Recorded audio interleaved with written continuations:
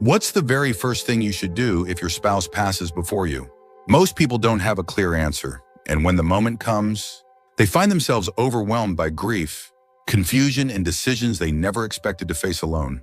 The truth is, no matter how strong your relationship was, or how long you were together, the death of a spouse changes everything. It shakes the ground beneath you, leaves you with an aching, quiet, and hands you a list of tasks when you can barely get out of bed. This video is not about legal paperwork or what to say at the funeral. It's about what to do first, for yourself emotionally and practically, to survive those first waves of loss.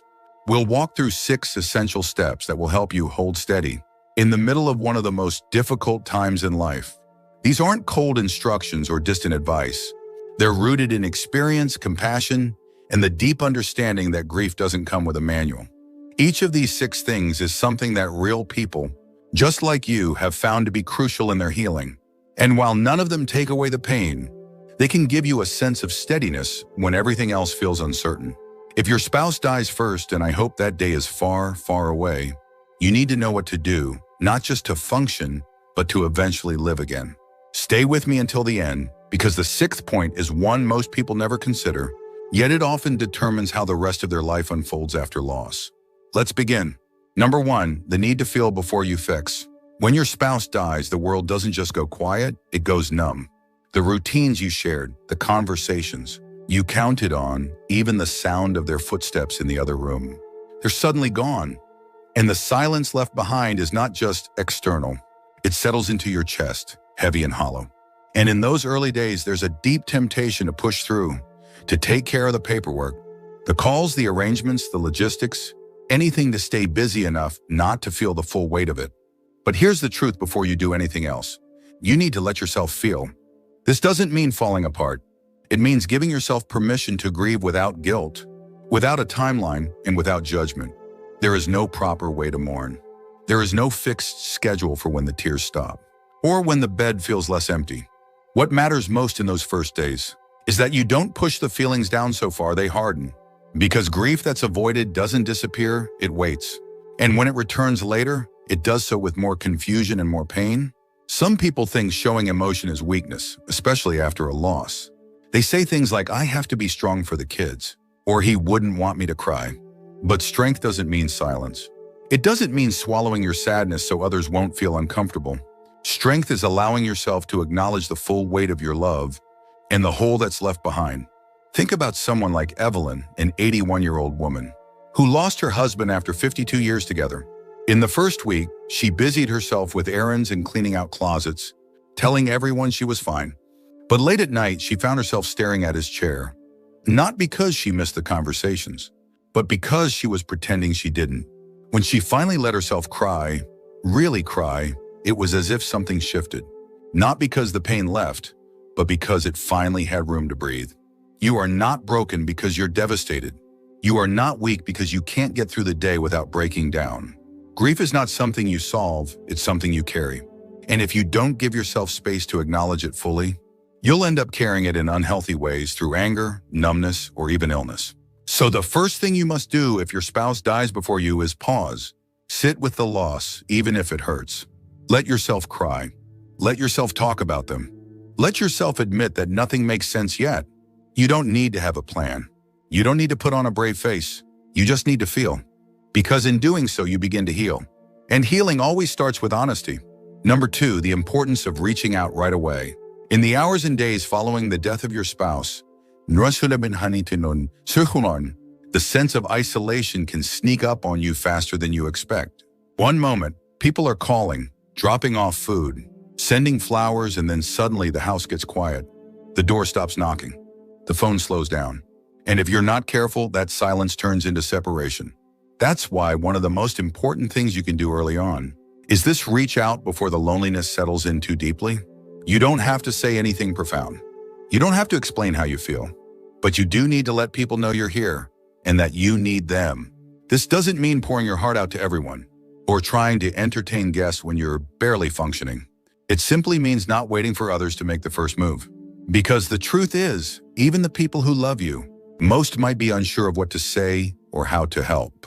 They may hesitate, not because they don't care, but because they're afraid of intruding. By taking that small step, sending a message, picking up the phone, or even just responding when someone checks in, you're building a protective layer against the kind of loneliness that doesn't just feel bad, but starts to affect your mind and body. Social isolation is one of the most harmful things that can happen to a person after loss. It affects sleep, blood pressure, immune function, even memory. And it does it quietly. Let's talk about Jim, a 77-year-old whose wife passed after a long illness. At first, friends called every day, but he often let it go to voicemail. He didn't want to talk. He didn't feel like repeating the story or pretending to be okay. And slowly the calls stopped coming. It wasn't until a neighbor knocked on his door weeks later that Jim realized he'd been sinking without even noticing. After that, he made a small promise to himself, just one call a day, one real conversation. That tiny act turned into something bigger. It gave him a lifeline. Grief tries to convince you that you're alone, but connection reminds you that you're not. You don't have to talk about the loss if you're not ready. You can talk about memories, the weather, a funny story from years ago.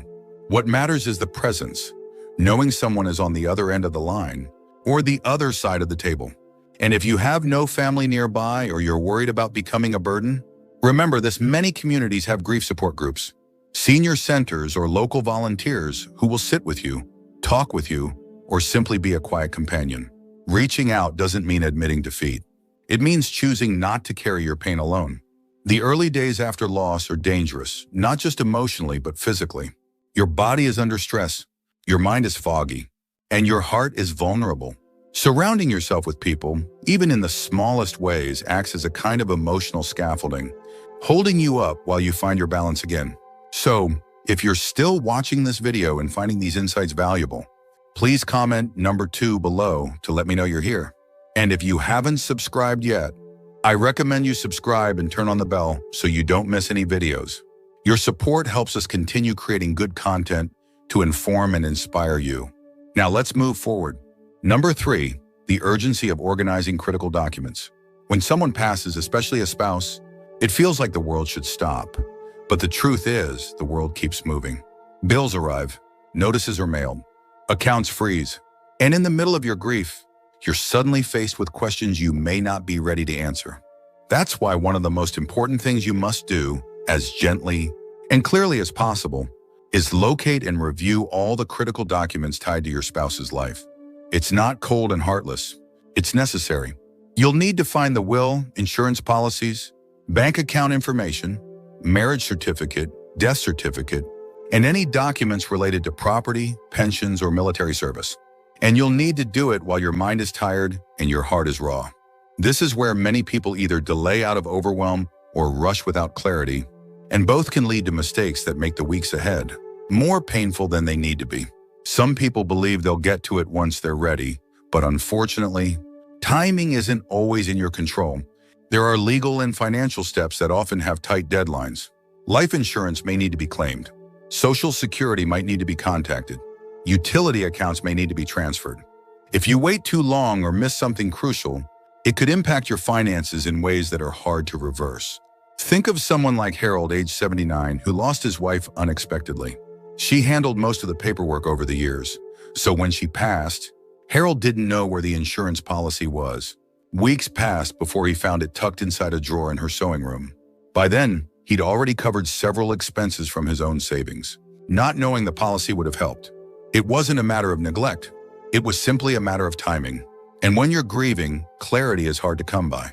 If you feel too overwhelmed to handle these documents yourself, ask someone you trust to sit with you while you do. A family member, a friend, even a professional advisor, someone who can walk through it slowly and help keep track of what's been found and what still needs attention. Even just creating a simple checklist can ease the fog. Keep everything in one place. Get a folder or a box. Make copies of what's most important. Write down account numbers, passwords, contact names, anything that someone else would need to know if they had to step in for you. Because grief isn't just emotional, it's administrative. And that part catches a lot of people off guard. This step may feel like business, but in reality, it's part of honoring your spouse's life. It's making sure nothing is lost, overlooked, or left in chaos. It's protecting the legacy they worked so hard to build and making sure you're not left carrying the weight alone. You don't have to finish everything in one day, but you do have to begin. And once you start, you'll often find that the act of organizing, even in sorrow, can bring a small sense of order back into a world that suddenly feels unrecognizable. Number 4, the discipline of protecting your health. Grief doesn't just affect your heart, it affects your entire body. And in the days and weeks after your spouse passes, you may find it harder than ever to take care of yourself. Meals get skipped, sleep becomes fractured, motivation disappears. Even simple things like brushing your teeth or stepping outside can feel pointless. But this is precisely the time when caring for your health matters most. Because the loss of a spouse doesn't just break routines, it puts your physical well-being at risk in ways you might not expect. Many widowed seniors experience sudden weight loss, fatigue, digestive problems, chest tightness, and forgetfulness. Not because they're sick, but because their bodies are reacting to deep emotional distress. This state of stress, when prolonged, can weaken the immune system, elevate blood pressure, disrupt hormone levels, and make pre-existing conditions worse. The grief is real, and so is the toll it takes on your body. You don't need a perfect routine. You don't need to train for a marathon or overhaul your entire diet. But you do need to give your body basic care, even if it feels hollow at first. That means eating something nourishing at regular intervals, even if it's small. It means moving your body, just a slow walk around the block or stretching in your living room. It means going to bed at a reasonable time, even if you don't fall asleep right away. These aren't just health tips. They are acts of survival. Think of Margaret, age 84, who lost her husband of 60 years. She was so overwhelmed in those early weeks that she forgot to take her blood pressure medication and skipped several meals in a row. It wasn't until she fainted while grocery shopping that her daughter realized what was happening. It wasn't a medical emergency. It was grief, untreated and unmonitored, finding its way into her physical system. Once Margaret began keeping a written routine, meals, water, pills, daily check-ins, her strength slowly returned, and so did her clarity. There's a saying in grief counseling that applies here. When you don't know what to do, care for the animal in you. Feed it, water it, let it rest, let it move. Because at the most basic level, your body's trying to find equilibrium again, and it needs your help to get there. You may not feel hungry. Eat anyway. You may not feel tired. Lie down anyway. You may not want to get dressed. Do it anyway. Not because you're faking strength, but because you're rebuilding it. One quiet decision at a time. And don't hesitate to reach out to your doctor during this time, even if you think it's just the stress. Sometimes even just talking to a professional and having your vitals checked can help ground you. It reminds you that you're still here, still in need of care. Taking care of yourself doesn't mean moving on. It doesn't mean forgetting. It means honoring the person you lost by not losing yourself in the process. If you're still watching this video and finding these insights valuable, please comment number 4 below to let me know you're here. And if you haven't subscribed yet, I recommend you subscribe and turn on the bell so you don't miss any videos. Your support helps us continue creating good content to inform and inspire you. Now let's move forward. Number 5, the danger of rushed decisions. In the wake of loss, there's often a sudden urge to make big changes. You might feel tempted to sell the house, move closer to your children, get rid of your spouse's belongings, or make major financial shifts just to escape the reminders. It's understandable. When your world is turned upside down, changing your environment can feel like the only way to regain some sense of control. But here's the truth. Most major decisions made during the early stages of grief are decisions people later regret. This doesn't mean you won't eventually need to make changes. You might. But right now, your mind is clouded by sorrow, exhaustion, and an aching desire for stability that can't be solved by external moves. What feels like a solution today might become a source of regret a few months from now. And when your spouse passes, the last thing you need is added layers of loss. Let's take an example. George, age 76, lost his wife suddenly after a stroke. Within 2 weeks, he sold their house and moved into a small apartment near his son, thinking it would help him feel less alone. But once the dust settled, George found himself overwhelmed with regret. He missed his neighbors, his garden, the kitchen they remodeled together. The apartment, though practical, felt foreign. And now he had to grieve both the loss of his wife and the comfort of the life they built. Grief needs space. And part of that space includes waiting before you make permanent changes. You don't have to leave the photos where they are forever, but you don't have to take them down tomorrow either. You don't have to decide whether to keep the house, close the account, cancel the membership, or reassign the belongings immediately. Give yourself permission to pause. And if others are pressuring you to move forward or clear things out, gently explain that you need time. This is not about clinging to the past. It's about allowing your emotions to catch up to reality. Acting too quickly may relieve discomfort temporarily, but it often leaves emotional scars that take years to process. This applies especially to financial decisions.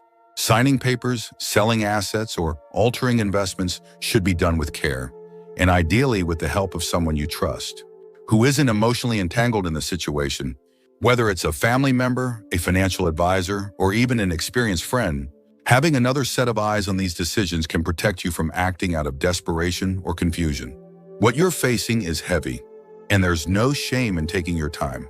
In fact, it's wise. The goal is not to avoid action forever, it's to act from a place of clarity instead of reaction. And that kind of clarity only comes with time, rest, and support. You've already experienced one major change. Don't multiply the pain by rushing into others. Let yourself adjust. Let the fog lift. And when the moment is right, you'll know. You'll feel more grounded, more certain, more able to look forward without losing what matters from the past. Number 6, the quiet work of rebuilding your identity. When your spouse dies, it's not just their absence you're grieving, it's the version of yourself that existed beside them. You were part of a team, a shared rhythm, a partnership with its own language. Maybe you were John and Mary or us, or simply we. But now there is no we. And that change goes deeper than a title. It shifts the very foundation of who you believe yourself to be. At first, it might not be obvious. You may be focused on arrangements, paperwork, visitors, and daily survival. But eventually, a question begins to echo in the silence. Who am I now? And the truth is, most people aren't prepared to answer it. For decades, your life may have revolved around shared routines, meals, decisions, goals, even jokes only the two of you understood. Without that shared presence, your role shifts. You're no longer the caretaker, the partner, the spouse in the way you were. And it's not that your love disappears, it never does. But the structure it lived inside of has changed forever. This stage of grief is not often discussed, but it's one of the most important. It's about the slow, quiet work of rebuilding your sense of self, not as a replacement, but as an evolution. It's allowing yourself to ask, what do I enjoy now? What does peace feel like for me? What do I want these next years to be about? Even if they look different from what I imagined? Take someone like Irene, age 82, who lost her husband after 55 years of marriage. In the beginning, she kept everything the same. His slippers by the door, his coffee mug on the counter. She couldn't imagine life without the we. But months later, she started painting again, something she hadn't done since her 20s. Not to distract herself, but to reconnect with a version of herself she'd forgotten. It didn't mean she loved her husband any less. It meant she was still alive and needed to keep living. You're allowed to change. You're allowed to grow. You're allowed to become someone new, even while carrying the memory of who you were together.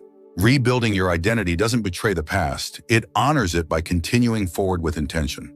Maybe that means joining a group. Maybe it means traveling somewhere you always dreamed of.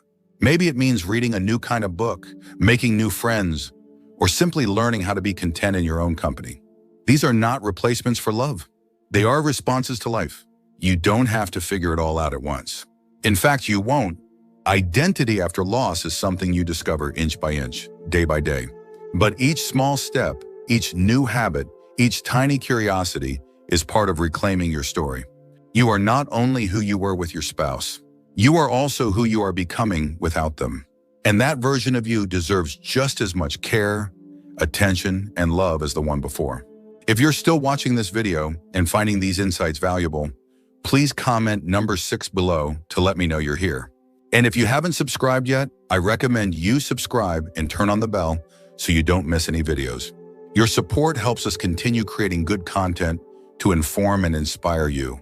Now let's move forward. Final thoughts. Losing your spouse is one of life's deepest cuts. It doesn't just take away the person you love, it takes away the rhythm of your days, the sound of your home, the comfort of being seen without needing to explain yourself. Nothing prepares you for that silence. Nothing fills it entirely. But as painful as it is, there are things you can do, small, human, compassionate things that help you survive the storm and slowly, carefully begin again. These 6 steps we've talked about are not rules. They're anchors. They help you stay grounded when the grief feels too big. Feeling before fixing, reaching out early, gathering documents, caring for your health, avoiding rushed decisions, and rebuilding your identity. None of them are easy, but every one of them matters. You don't have to be perfect at this. You don't have to do it quickly. You just have to keep going. And if you take nothing else from this video, let it be this: you are not alone. Others have walked this road. Others are walking it right now. And each of them, just like you, is figuring out how to live with a heart that's been broken open. Grief doesn't mean your story is over. It means a new chapter has begun. One you didn't ask for, one you never wanted, but one that is still yours to write. And in that chapter, you get to decide what healing looks like, what love looks like, what life can still become, even after the hardest goodbye. Thank you for joining us today. We'd love to hear from you. Leave a comment below and share one thing you learned today and how you plan to use it in your life. Your thoughts are important to us, so don't hesitate to share them. Reading your comments gives us great motivation and encouragement.